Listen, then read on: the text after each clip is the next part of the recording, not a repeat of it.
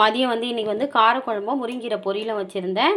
மதியம் வேலை முடிஞ்சது. இப்போ நைட்டுக்கு வந்து தோசையும் தக்காளி தொக்கும் செய்ய போகிறேன்.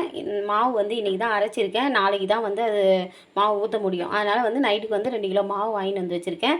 மதியம் வந்து செய்ய வேண்டியதெல்லாம் பாத்திரம்லாம் தொலைக்கி கழுவியாச்சு. இதெல்லாம் வந்து எடுத்து அடுக்கிட்டு இப்போ நைட்டுக்கு என்ன செய்யணுமோ அந்த வேலையை பார்க்கலாம். இது வந்து போன வாரம் வந்து வாங்கின்னு வந்த மாங்காவாக தான் வாங்கின்னு வந்தாங்க. ஆனால் இப்போ வந்து இது வந்து வாங்கின்னு வரல, யாரோ கொடுத்தாங்கன்னு சொல்லிட்டு எடுத்துகிட்டு வந்தார் எங்கள் வீட்டுக்காரு. ஆனால் இப்போ வந்து இது பார்த்தா பழுத்து போயிருக்கு. போன திங்கக்கிழமை வாங்கின்னு வந்தது இது. கரெக்டாக இந்த திங்கக்கிழமை பழுத்துருக்கு ஒரு வாரத்தில். நம்ம தோசைக்கு மாவு கரைச்சிக்கலாம். தோசைக்கு மாவு கரைக்கிறதுனால கொஞ்சம் தண்ணியாகவே கரைச்சிக்கலாம். இப்போ வந்து எங்கள் வீட்டில் வந்து எங்கள் சின்ன பொண்ணு வந்து கொஞ்சம் வெங்காயம் தூவி தான் தோசை சாப்பிடுவோம். அதனால் வந்து இந்த மாவை கரைச்சிக்கிட்டு கொஞ்சம் வெங்காயமும் கட் பண்ணி வச்சுருவேன். இதை வந்து தோசைக்கு தொட்டுக்கிறதுக்கு தக்காளி தொக்கும் தனியாக பண்ணி வச்சுருவேன்.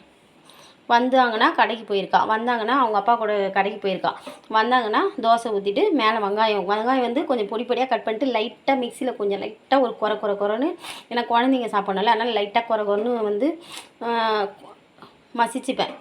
மசிச்சிக்கின்னு அந்த தோசை சுடும்போது அந்த தூள் வெங்காயத்தை கொஞ்சம் போட்டு எண்ணெய் ஊற்றி அழகாக மொறுன்னு குழந்தைங்க கொடுத்தா சூப்பராக சாப்பிடுவா.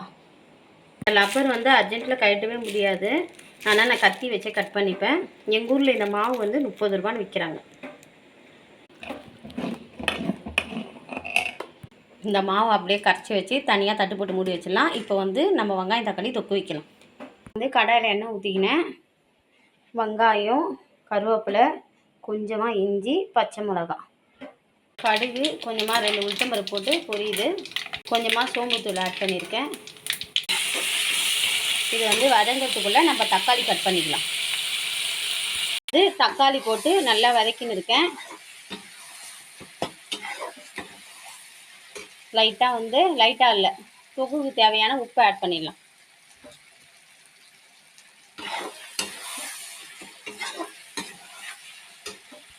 இல்லை அரைச்ச மிளகாத்தூள் வந்து ஒரு 2 டீஸ்பூன் போட்டுக்கினேன்.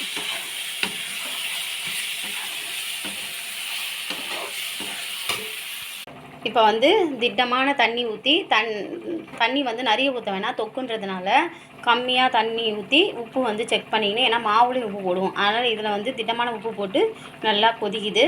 இன்னும் கொஞ்சம் நல்லா கொதித்து வரட்டும், நம்ம இறக்கிடலாம். இப்போ வந்து கருவேப்பிலை ஆட் பண்ணிக்கலாம். நல்லாயிருக்கும் கருவேப்பிலை ஆட் பண்ணால், சூப்பராக இருக்கும். வாசனை வந்து மீன் குழம்பு வாசனை வரும் லாஸ்ட்டாக கருவேப்பிலை ஆட் பண்ணும்போது. ஆயிடுச்சு. வெங்காய தோசை பிளான்